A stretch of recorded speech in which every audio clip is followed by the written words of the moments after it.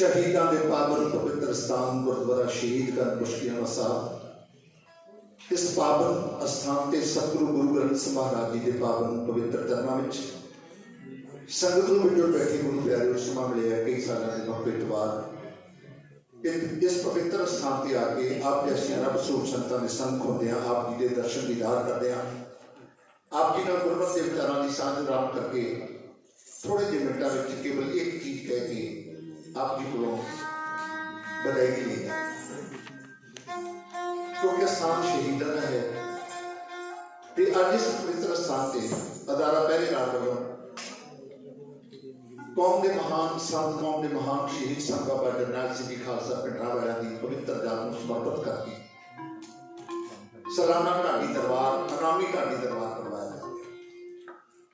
मैं अदारा पहरेदार का उन्होंने संपादक सरदार जसपाल सिंह जी उन्होंने सहयोगियों दिल दी गहराइयों में धन्यवाद करता हाँ, क्योंकि ढाडी गल्लां नूं प्रफुल्लित करने वास्ते ऐसी अनामी ढाडी दरबारों का होना अत्यंत जरूरी है। संगीत दी वख-वख विधावां विच जिथे संगीत कई पक्षां वाल उडारियां मारदा है, साहित्यक सभ्याचारक इतिहासक उहदे मुकाबले ते धार्मिक गल गुरमत के तीन ਜਿਹੜੇ पक्ष ने गुरबाणी का कीर्तन गुरु के शब्द की कथा तीजे सिर है ढाडी ते पीर शब्द इनू समय ने खान की बनाने वास्ते इहो जे अनामी ढाडी दरबार होने अति जरूरी है। क्योंकि मुकाबले में जेतू एक बनता है, एक सैकंड होंगे कि तीजे नंबर पर आता, लेकिन वो दिन भी पार्टिसिपेशन करते हैं, हिस्सा लेते हैं, उन्होंने अपना पता लगता है कितने अपनी ऊनता जान पता लगता है। बंदा तरक्की उन्होंने करता है जो मुकाबले में आता है, जो मुकाबला ना हो गया बंदा तरक्की नहीं करता। मैं अदारा पहरेदार का धन्यवाद करना होया अपनी गल अपने विषय से केंद्रित कर जा रहे हैं।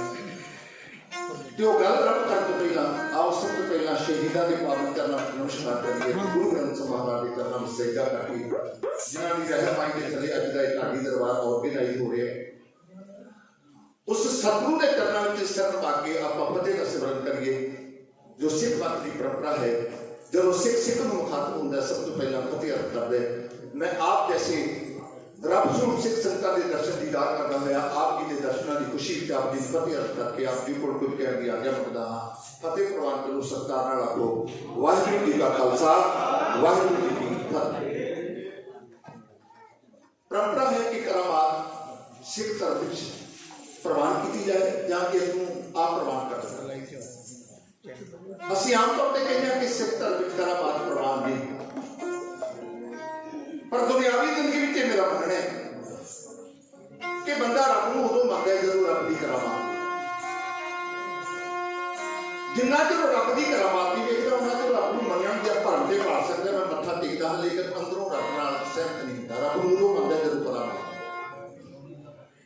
जीवन में कई घटनावां वापरदियां ने जिहड़ियां करामात तो घट नहीं। मैं करामात को प्रमोट नहीं कर रहा, मैं जी गल कह लगा उसकी भूमिका बनना।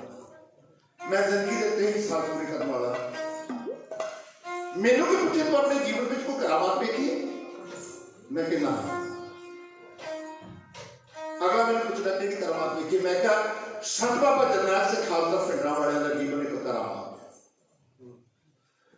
और जिस तरीके नाल सिख स्टेज पर आए जब दमदम 1 साल के मुखी बने थे, जिस तरीके नाल कुछ लोगों ने उन्होंने विरोध किया, लेकिन एक वक्त आया जो पूरी की पूरी कौम उन्होंने हुक्म की पाबंद हो गई, एक करामात को करनी सी। जो कुछ पंजाब की धरती के सन बाबा जरनैल सिंह खालसा पिंडरावाले कह दिंदे सन, क्योंकि असीं उन्होंने लोगों में शामिल हाँ जिन्होंने उन्होंने दर्शन दीदार किए नहीं, इन्होंने बच्चों ने उन्होंने दर्शन दीदार नहीं किए।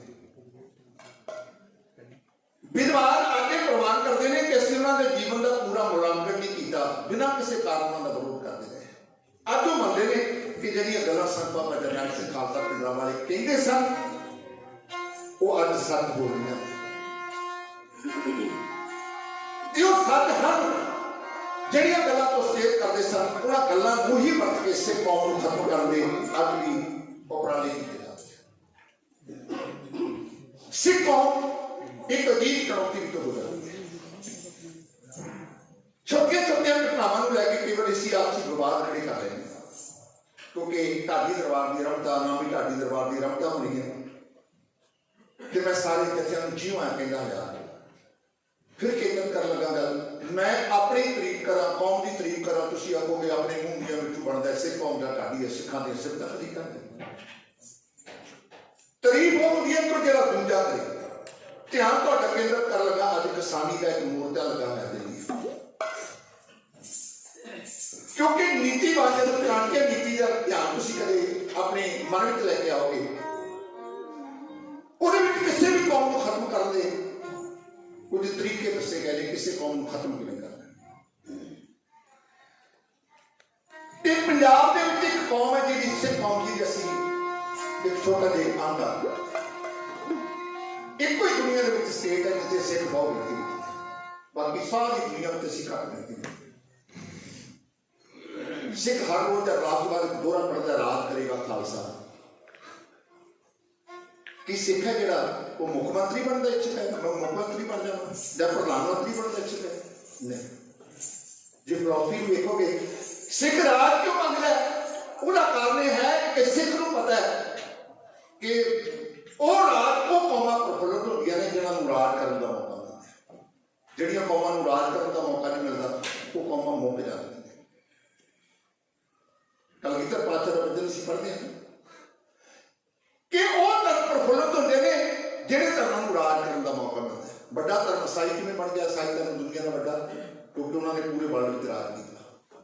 इस्लाम क्यों फैल गया, उन्होंने राज हिंदुस्तान विच रहा, हिंदू धर्म वाले का राज इत्थे रहा। सिख धर्म भावें दुनिया में फैलिया पर उनकी वड्डी गिनती विच नहीं है, ते फैलण दा की कारण है, वो है गुरु ग्रंथ साहिब महाराज का शब्द सिद्धांत। जिहो जिहा शब्द सिद्धांत गुरु ग्रंथ साहिब महाराज का दुनिया में किसी धर्म का नहीं, किसी धर्म के गुरु का नहीं। ते जिन्ने साडे शहीद ने फिर किथों लेते हैं गुरु ग्रंथ साहिब महाराज। शहीद कौमां दा सरमाया होंदा, आपां शहीदां दे पावन चरणां विच जुड़ गए। एक बार सारी संगत आओ जिन्हां शहीदां नूं असीं अरदास याद करदे हां, जिन्हां सिंघां सिगड़ियां ने धर्म हेसी दत्ते बंद बंद करवाए, कुठियां खल्लां लवाइयां, खोपड़ियां करवाइयां, बच्चों ने टोटे करवा के गलां में हार पवाए, खनी खनी रोटी से गुजारा किया, वो इतिहास है। आओ उन्होंने शहीदों को एक बार प्रणाम करो कि उन्होंने महान कमाई का ध्यान करके सारी संगत प्यार नाल आखो सतनाम। किसानी मोर्चा, किसानी मोर्चे ते ध्यान केंद्रित करो। एक बन्ने किसानी मोर्चा चलता है ते एक बन्ने नाल ही हिंदुस्तान की पार्लीमेंट का इजलास चलता है। सरकारी पक्ष अपना पक्ष पेश करता है, लेकिन वो एक MP कुड़ी बोली बंगाल की रहन वाली है, महुआ मित्रा उसका नाम है। उन्हें स्पीच अपनी इंग्लिश में की, वो सिख नहीं, लेकिन वो पार्लीमेंट में गल कही है जी गल लिखी जानी है इतिहास में।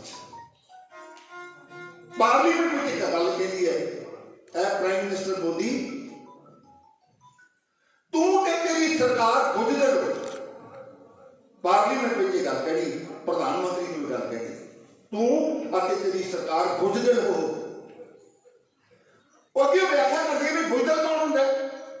वो कहती बुझदड़ वो होंदा है जिहड़ा अपनी फौज के आसरे उत्ते, अपनी प्रेस के आसरे उत्ते, अपने अहलकारां के आसरे उत्ते अपने आप को सूरमा कहाउण लग पिया है।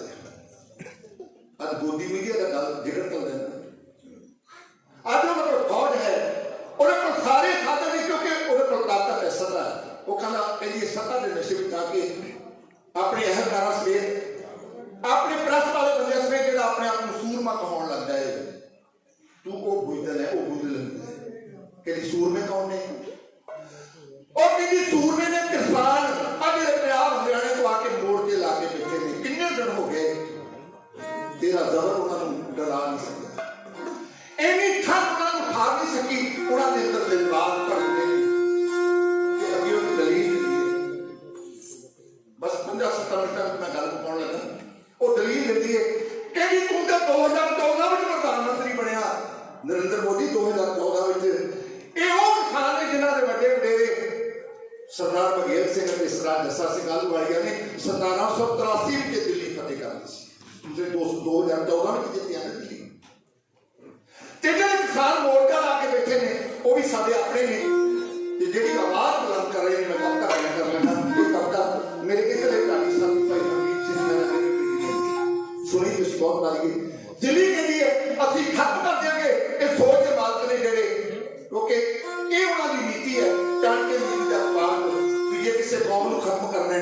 ਉਹਨੂੰ ਕਰਜ਼ਾਈ ਕਰ ਦਿਓ। ਅੱਜ ਦੇ ਪੰਜਾਬ ਜਿਵੇਂ ਕਰਦੇ ਦੀਆਂ ਪੰਡਾਂ ਨੇ, ਕਿਉਂ? ਕਰਜ਼ਾਈ ਬੰਦਾ ਆਪਣਾ ਧਰਮ ਨਹੀਂ ਬਚਾ ਸਕਦਾ। ਕਰਜ਼ਾਈ ਬੰਦਾ ਕਿਉਂਕਿ ਗਰੀਬੀ ਤੋਂ ਆਤਮ ਹੋ ਜਾਂਦਾ ਹੈ, ਨਹੀਂ ਬਚਦਾ ਉਹਦਾ ਧਰਮ। ਕਿਉਂਕਿ ਜਿਹੜੇ ਪੰਜਾਬ ਨੂੰ ਕਰਜ਼ੇ ਦੀਆਂ ਦਲਦਲਾਂ ਵਿੱਚ ਖੋ ਦਿਓ, ਫਿਰ ਆਪੇ ਵਿਚਾਰਾ ਬਣ ਜਾਏਗਾ, ਫਿਰ ਇਹਨਾਂ ਦਾ ਧਰਮ ਹੋਣਾ ਆਸਾਨ ਹੋ ਜਾਏਗਾ। ਮਾਰੇ ਮੁੱਕਦੇ ਨਹੀਂ ਤੇ ਉਹਨਾਂ ਨੇ ਇਹ ਜ਼ੁਲਮ ਢਾਉਣ ਵਾਸਤੇ ਕਾਲੇ ਕਾਨੂੰਨ ਬਣਾ ਦਿੱਤੇ ਤੇ ਉਹਨਾਂ ਕਾਨੂੰਨਾਂ ਨੂੰ ਖਤਮ ਕਰਨ ਵਾਸਤੇ ਸਾਡੇ ਆਪਣੇ ਵੱਡੇ ਪੰਜਾਬੀ ਭਰਾਵਾਂ ਨੇ ਲਾਇਆ ਮੋਰਚਾ। ਤੇ ਉਹਦੇ ਵਿੱਚੋਂ ਇੱਕ ਸਿੱਖ ਆਵਾਜ਼ ਆਉਂਦੀ ਹੈ, ਇਹ ਦਿੱਲੀ ਦੀ ਜ਼ਾਲਮ ਸਰਕਾਰ ਜਿੰਨਾ ਮਰਜ਼ੀ ਤੂੰ ਲਾਉਣਾ ਲਾਲਾ ਜੋੜ ਦਿੱਲੀ ਦੀ ਜੰਗ ਜਿੱਤ ਕੇ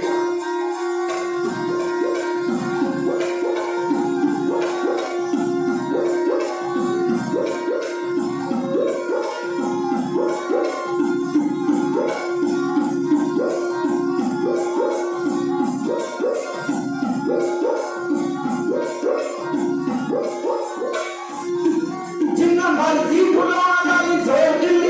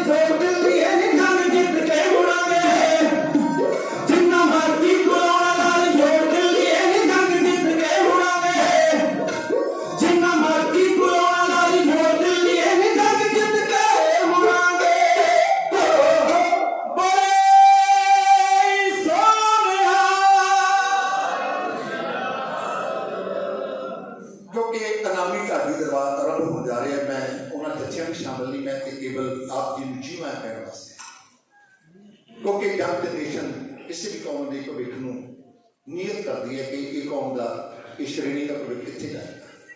ये जो इनामी ढाडी दरबार ने जो संत बाबा जरनैल सिंह जी खालसा पिंडरां की सोच को समर्पित करके करवाया। अदारा पहरेदार सरदार जसपाल सिंह हीरा उन्होंने सहयोगी, मैं उन्होंने मुबारकबाद देना। संत बाबा जरनैल सिंह जी खालसा पिंडरां की सोच को जीवित रखना, उसको अगे तोड़ना, सिखा को एहसास करवाना कि असल में इस भरम ना रहो कि असीं आजाद हाँ, तुसीं गुलाम मानसिकता वाले बनाए जा रहे हो, तुहाडे ते गुलाम मानसिकता थोपी जा रही है। सचेत होने की लोड़ है। तो मैं अदारा पहरेदार का समूची प्रेस का धन्यवाद करता हुआ अपने छोटे वीर सरदार परमजीत सिंह जी पंमी, जो कि साहित्यकार भी ने, पत्रकार भी ने, टीचर भी ने, स्टेज की जिम्मेवारी भी बड़ी बाखूबी निभाते हैं, बड़े गुण ने उन्होंने। मैं उन्होंने भी धन्यवाद करना जिन्होंने उचेचा हुक्म किया तुसीं आना ही आना। मैं जिन्ने भी तुसीं बच्चे आए हो तुहाडी चढ़दी कला लई अरदास करना। जब मैं नौजवान बच्चों ढाडी कला में प्रवेश किया वेखता हाँ, स्थापित होंदे वेखता खुश होंदा हाँ, क्योंकि मेरी ढाडी कला का आने वाला भविख ने जिस बंदे को अपना भविख चंगा लगता हो मगले जो जीवन के दिन होंगे ने सौखे गुजर जाते हैं। ढाडी कला गुरु हरगोबिंद साहब महाराज को वरसाई हुई है, इनू आपने अगे तोड़ने का यत्न करना है। मैं तुहाडे सारिਆਂ ਦੀ चढ़दी कला लई अरदास करना हाँ। संगत में बहुत सरीले बच्चे बैठे, कमाल के सरीले, सारिਆਂ का जिक्र तो करना मुनासिब नहीं, क्योंकि सुर बहुत बड़ी दात है, ये गुरु की रहमत नाल मिलदी है। सुर और बेसुर ये देवते के राक्षस जितना फर्क है। उन्हीं में नहीं फर्क होगी, सुर को हरेक बंदा नहीं फर्क सकता।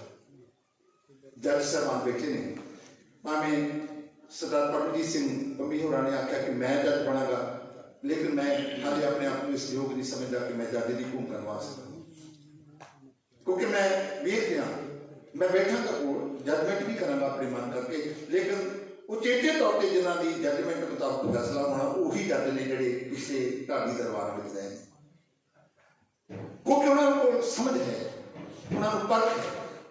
गुरु कृपा करेगा तो संगत में भाई दर्शन सिंह बल जिन्होंने सुर की बहुत बड़ी समझ है, को कीर्तन भी करते रहे दरबार साहब, मेरे बहुत लंबा समय साथी रहे, अज मेरे साथी नहीं, लेकिन सुर की बरीकी है कि मुल्लापुर नगर नाल मेरी खास नेड़त है। इस स्थान नाल इसकी करामात में मेरी खास नेड़त। इस नगर में भाई सुखनंदन सिंह सुमन जो अज बड़े नामवर ढाडी ने, लगभग 13 साल तो ज़्यादा मेरे साथी रहे हैं, वो इस नगर में रहते सन।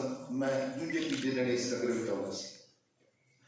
ये शहीदा का स्थान जाति गल कर लगा, मेरा बेटा बीमार हो गया, मेरे 2 बेटे, एक बेटा छोटा बेटा बीमार हो गया, डॉक्टर कहते हैं हार्ट में नुकसान।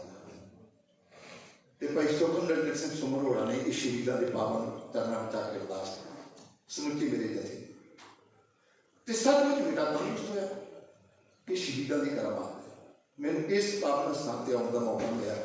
तीजे साथी भाई चमकौर सिंह जलाला, ये तिने बड़े सुरीले साथी सन जिन्होंने आसरे मैं बड़िया बुलंदा पुटियां, क्योंकि इतने बैठे ने इस गुरुद्वारा साहब के प्रबंधक साहबान जाती तौर पर जानता हाँ, सारे के नाम ही जानता हाँ, लेकिन मैं समुचे इस गुरुद्वारा साहब के इस समुचे इस नगर के समुचे पतवंतियां का सरपंच साहब, ग्राम पंचायत, इस गुरुद्वारा साहब के प्रधान साहब के समुची एग्जैक्टिव का, हेड ग्रंथी साहब का सब का धन्यवाद करता हाँ, जिन्होंने वधिया प्रबंध ऑर्गेनाइज किया। कि मैं अपने इन्होंने साथियों का उचेचा जिक्र जिन्होंने पराने आश्रय में भाई हरदीप सिंह खैरा बिदरविली, भाई बूटा सिंह, भाई रूपा जिला बठिंडा और सरंगी मास्टर भाई सतनाम सिंह लाली बीला। अब 500 रुपया तुम वेखे दमदमी साल में बहुत बड़िया सेवावां करने वाले बाबा भिंडर उन्होंने कहा जाता है, ना सरदार गुरदयाल सिंह भाई गुरदयाल सिंह, वो मैंने देख के कहने कि ये तुहाडे वास्ते संत बाबा जरनैल सिंह पिंडरां वालियां दे नाम जिन्ना भी मान सम्मान तुसीं दिता है ये सारा अज दे ढाडी दरबार है। मैं कमाई करने वास्ते नहीं आया, मैं तो वीर परमजीत सिंह होरां दा हुक्म मन के आप जी की सेवा बताया, जिन्नी भी सेवा सतगुरु लएगा तुहाडी सेवा हाज़र रह के करने का यत्न करांगा ते तुहाडी कला दा आनंद माणांगा। तुहाडी कला विचों मैनूं अपना जिहड़ा जवानी का दौर है याद आ जाएगा। सब लई शुभकामनावां, सब दी चढ़दी कला लई अरदास। सारी संगत प्यार नाल आखो नानक नाम चढ़दी कला तेरी बाणी सर्वदा भला। सारी संगत फतेह प्रवान करो। वाहिगुरू जी का खालसा वाहिगुरू जी की फतेह। ਵਾਹਿਗੁਰੂ।